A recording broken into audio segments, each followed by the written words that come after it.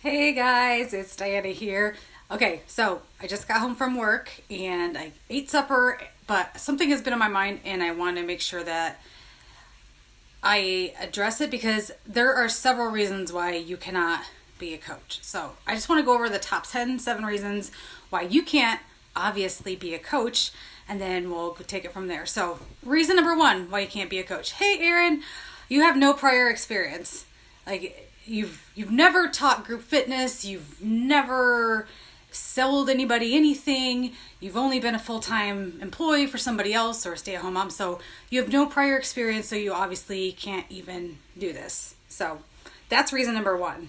Reason number 2 is that you're an introvert and that you don't like talking to people. You don't do good in social settings, you don't like to go to parties, and you don't like to you're like the fly on the wall, and you're just over it. You just rather be an introvert, staying at home. That's number 2 reason why you can't be a coach. Hey, Heather. Number 3, you wouldn't know what to do as a coach. I mean, this kind of goes along with number 1, right? You obviously can't be a coach because you don't even know what that means. You don't even know what that does. Like, what would I do as a coach? How would I even, go about bringing this into the world? Like, I have no idea. So, that's number 3. Number 4 is that you work full time. You're busy. You are going from sun up to sundown. You got a full-time job. You got a boss. You got responsibilities. You got to come home. You got to cook supper. You got to do the baths. You got to do the chores. You got to do all the stuff. So that's number 4 reason why you can't be a coach. Number 5 reason, well, it's a partner to number 4, is that you're a stay-at-home mom or stay-at-home parent. So you can't do this because you got to keep little people alive. Am I right? You got diapers to change, you got food to feed, you got baths to give, you got a house to keep up. Like, you can't do this because you're a stay-at-home mom. All right. Am I off? My numbers 1, 2, 3, 4, 5. Okay, number 6. You're not at your goal weight or goal physique, whatever that means to you, because this is not just about losing weight at all. But you're not at that ideal what you want to be, so obviously you can't be a coach because you're not perfection embodied, and you can't share that with other people because who's going to be inspired by somebody who still has a tummy roll? Who's going to be inspired by somebody who's got floppy arms? Who's going to be inspired by somebody who needs to lose 4 dress sizes? Who's going to be inspired by somebody who needs to lose 75 pounds still?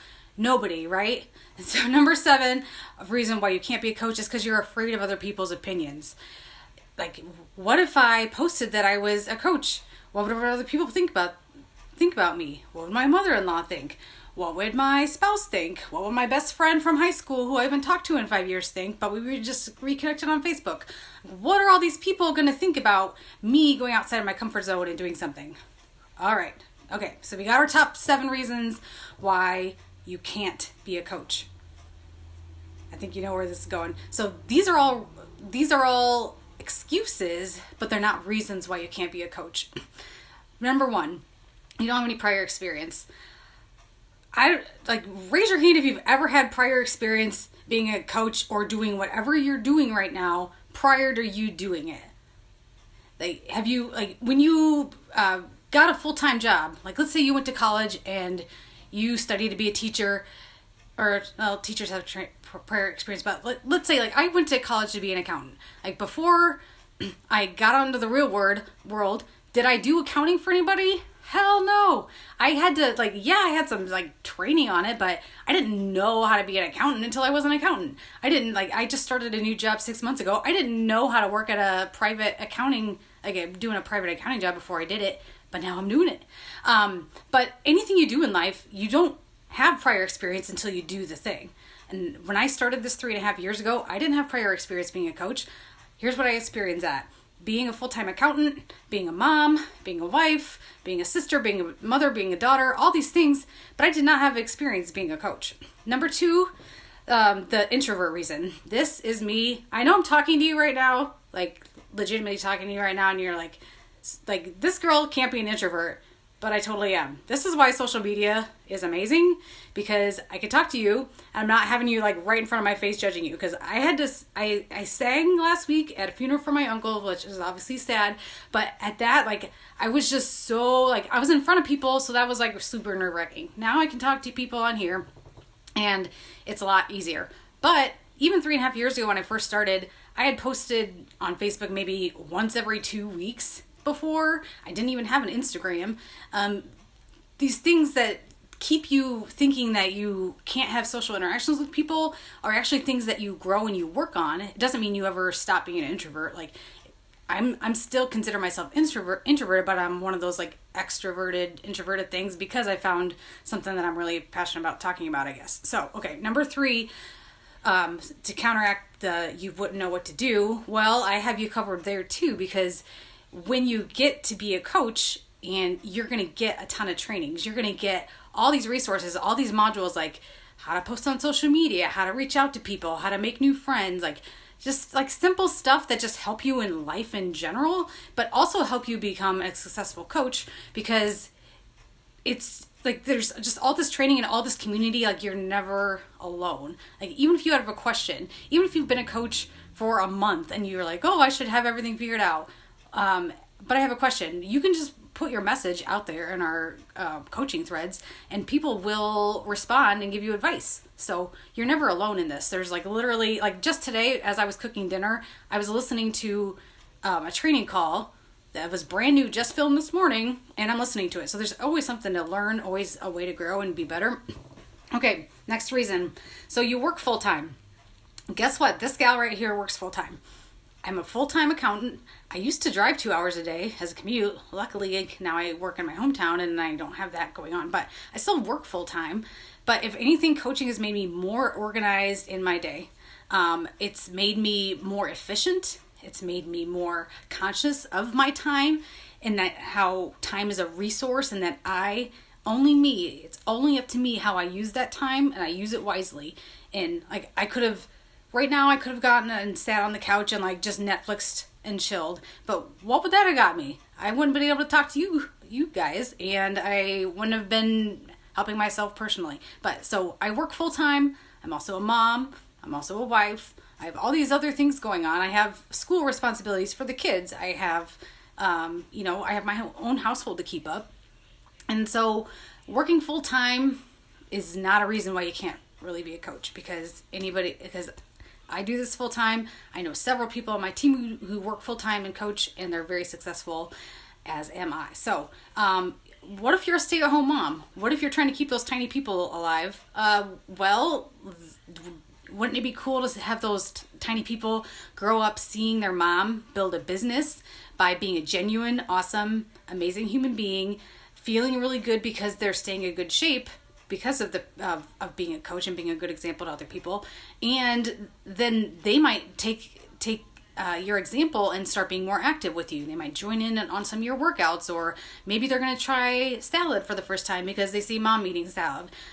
So stay-at-home moms can definitely have a place in this business. And again, there's lots and lots of people on my team who are stay-at-home moms and rock this out. Okay, 2 more. So what if you're not at your goal physique? Well, that does not matter one bit.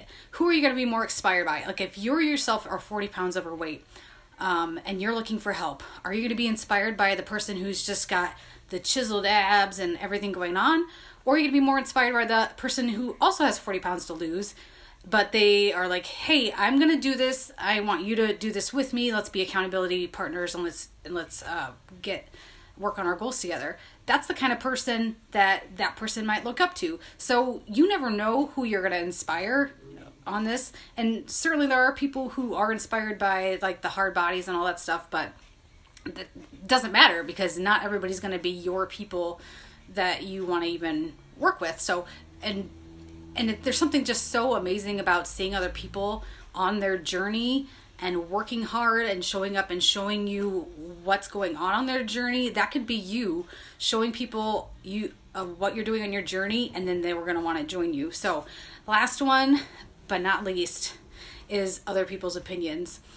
When I first started, I was just so afraid it would take me so much more time to even post anything because I was worried about what's somebody going to think about this.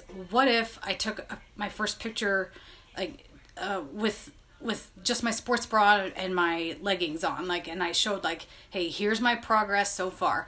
What if somebody makes fun of me? What if somebody reaches out and says, hey, that's nothing? These are all things like we all deal with fear of other people's opinions. And so, yeah, maybe that gets magnified a bit being a coach, but it also helps you kind of get over that. Like, I could have been afraid to do this video because I'm going to get a bunch of like hate messages being like, how can you talk about making money and being in shape and helping other people when like you should just be doing this for free? Like, what if I was afraid of getting that message? And so I just didn't even do this video. You know, then you wouldn't then I'm not going to be able to inspire you to get some more information.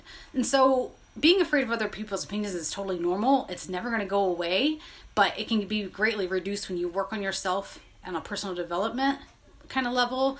And you just, the more time you do it, the more confidence you have. So anyway, to wrap up, I have a sneak peek into coaching group going on tomorrow, Friday, April 5th. And so I'm going to drop a link to the group below so you can request to join. It's just information. It's not going to lock you into anything, but I'm also here to answer any questions. So if you have any questions, you can drop them below. You can privately message me, and you can also join that group and get more information. So thanks guys for your time, and I love you all. And I know some people just watch and they don't like, they don't comment, but I know you're out there watching, and so it helps inspire me to keep showing up every day. And I hope you guys have an amazing rest of your night. Bye.